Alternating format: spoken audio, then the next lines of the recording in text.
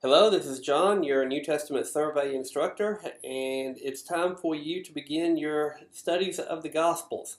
Now that you understand more about the historical background in which these events occurred, now you can get a better appreciation for some of the events in the Gospels and such.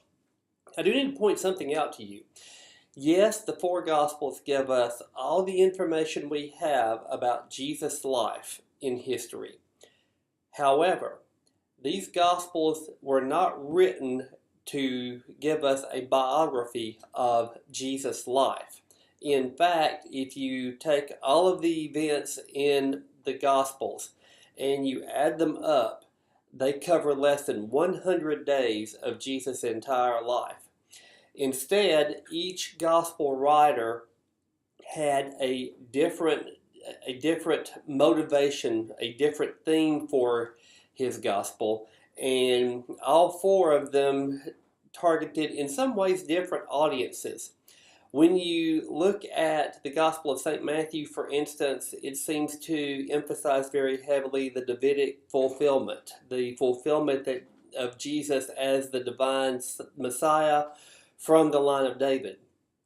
Mark, of course, was written more to a Roman audience.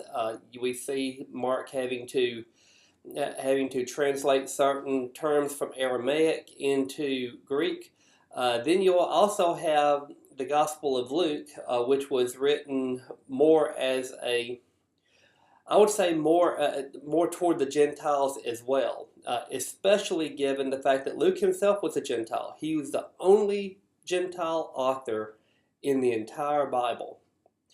Now, Luke tells us that he conducted interviews, he used whatever sources he had, so he doesn't claim to write an eyewitness account. St. Matthew, eyewitness account. Gospel of St. Mark, recording what St. Peter said. The Gospel of St. Luke, he's recording the eyewitness accounts of other people. And this really shows up at certain times in the Gospels. For instance, in the Gospel of St. Luke, we have the only recorded record of Jesus' birth. Undoubtedly, St. Luke learned this information from Mary herself. You have the story of the Emmaus walk, of the two men walking on the road to Emmaus.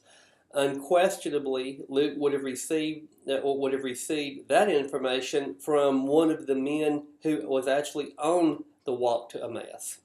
So you start to see these themes as you go through the Gospels. St. John, of course, is a gospel to itself. The early Greek Christians loved the Gospel of St. John. They loved its emphasis on the Logos, the Word of God.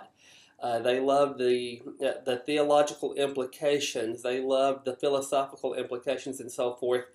And in fact, most of the major controversies of the first 400 years of Christianity revolved around the Gospel of St. John. You don't have so much biographical information in that Gospel as you have the sayings of Jesus themselves. St. John seems to treat the miracles as just incidentals. The miracles exist only as signs to prove Jesus' identity. In fact, St. John tells us the reason that he wrote his gospel. He didn't write a biography of Jesus. He had no intention of writing a biography of Jesus.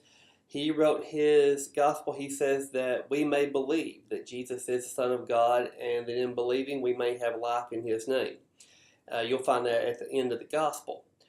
Therefore, you can see different perspectives on the same life. You can see different emphases in the four Gospels, and they all combine together to give us, if not a comprehensive picture of Jesus' life, at least the information, as I've said before, that we need to know, whether it's the information we want to know.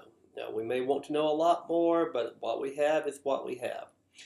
I hope that as you go through the Gospels, you'll begin to see themes. Make sure that you have a copy of the outlines handy as you go through the Gospels so that you can follow along with what's happening and get an idea of the progression of the story as each Gospel writer takes us up to the crucifixion and resurrection of Jesus. And as always, contact me if you have any questions and let me know those questions so that I can begin helping you to find the answers.